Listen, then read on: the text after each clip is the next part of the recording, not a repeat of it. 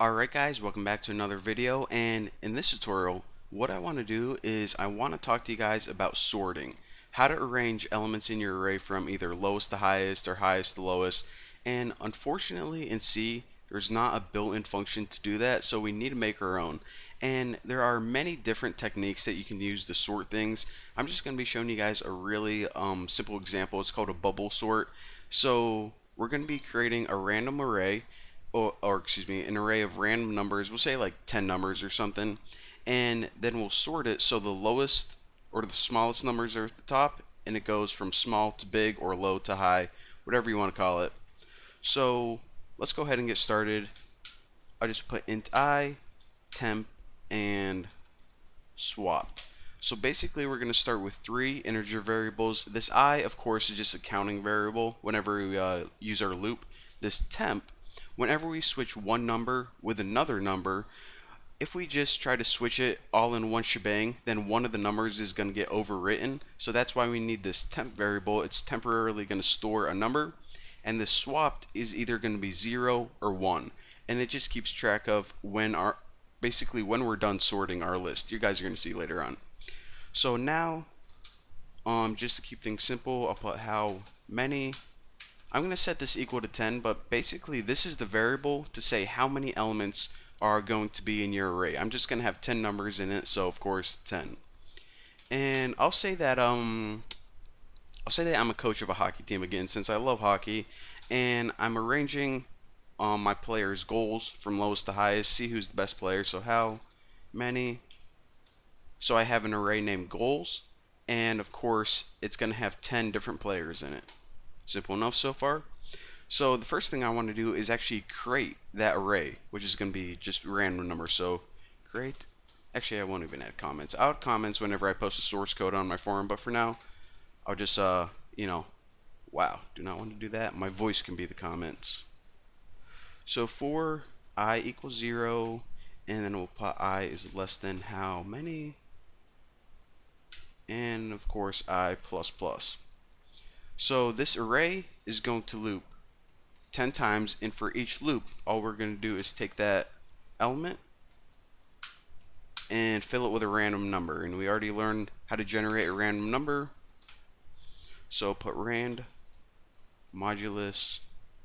We'll say that this is going to be from like 0 to 25. No one's going to score more than 25 goals, so do that plus 1. And of course, whenever you do this in real life, you're going to have like the data from a database or a separate file, or you can even enter it manually. But right now, what I have is just an array of 10 different numbers, 0 to 25. So next thing I want to do is just make a quick bit of code just to print out the array. So print, I'll just put original list, new line, and we can actually use this loop again. So of course the print something out, printf %d, which is going to be the element that we're on. And I messed up my freaking code again, ticking me off. And goals. So right now all we did is we created a random array right there, and we just printed it out. So in this case, this is our original list. We have 20. Okay, we have some players that weren't too good. This guy scored 5, this guy scored 2. And as you can see, this is kind of hard whenever you're trying to look at your best players and your worst, because you got to find them and pick them all out. So it would be really handy if we had a way to sort this array. That was kind of confusing to say, from the least goals to the most. Alright, so let's learn how to do that right now. So the first new technique I want to talk to you guys about is called an infinite loop. And if you just put while, inside the condition put 1. Now whenever you have 1 right here, 1 is the same thing as true in programming. So this loop is going to continue forever and ever and ever until you tell it to stop. And the only way that we can tell a loop to stop is to add a break statement. So essentially what we're going to do is we're going to say keep sorting this list and sorting it and sorting it, and when it's finally sorted, we're going to add that break statement, and it's going to say, okay, Now it's time to quit, and I'll show you guys how to add that, or where to add that break statement later on. So the first thing we need to do is add this swapped variable and set it equal to 0. So eventually what you're going to see is whenever this swapped variable equals 0 at the end, it pretty much means that this list is sorted. Now when it's not sorted, we're going to set it equal to 1, and it pretty much means do the loop again. Kind of confusing now, but once I write a little bit of code, you guys are going to understand what I mean. So the first thing that I need to do is actually copy this for loop, and this is going to be the main sorting algorithm. So I want to indent this. Alright, so what I'm going to say is for I equals 0, input I is less than how many minus 1, I plus plus. Now the reason that we have this for loop inside this main while loop is this. What we're going to do in order to sort this loop is we're going to take every number, and actually I'll run this right now, is we're going to take every number and compare it to the number after it.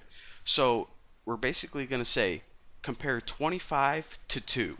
Well, this isn't in the right order because we want the smaller numbers at the top, so switch them. So that's what this does. It compares every number to the number after it. So that's why I added this -1, because the last number, this 10 right here, it doesn't have anything after to compare it to, so we can't just go I is less than how many. So what this -1 does is it stops at the second to last number, so every number is going to have something after it. So the next thing that we need to do inside this for loop is this. So like I said, the essence of this program is pretty much going to take every number and check the number after it. And if the number is bigger after it, or excuse me, if the first number is bigger, then it's going to swap them. So I'll show you guys how to do that in code.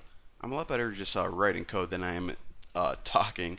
But we're going to say if goals I, which is the first number it's looking at, is greater than goals I plus 1, which is the number after it, then we want to switch them. Because if this number, the first number, is bigger, we want to switch them because the bigger numbers should be at bottom. And of course, if you want to sort it from highest to lowest, then just switch this around, it'll work fine. But now we need to switch two numbers, and it's not as easy as it sounds. What we need to do is we need to, well, let me go ahead and type this, and then you guys are going to see. Goal I, and what was that, goals or goals? Alright, now set this equal to, and those should be square. Don't know why I put I plus 1. And just a second, I'll explain everything that's going on. And I plus 1 is equal to temp, and set swapped equal to 1. Alright, so I apologize for keeping you guys in anticipation, but this bit right here, all of this code is responsible for swapping one number with another number. Now, the reason that we just can't go ahead and set the second number equal to the position of the first one is because whenever we do that, the first number is lost. It gets overridden. So what we need to do is we need to take that first number and store it in some temporary variable, temporary in, cyberspace. So then we can take that second number in the list and replace it with the first one, and then this original one, which was the first one, put it in the second spot. And whenever we do that, we say, okay, we swapped a number right here, swapped is equal to 1. Now, the reason that we have this line of code is whenever we say we did swap a number, it must mean that the list is not in order yet, so it needs to do it again.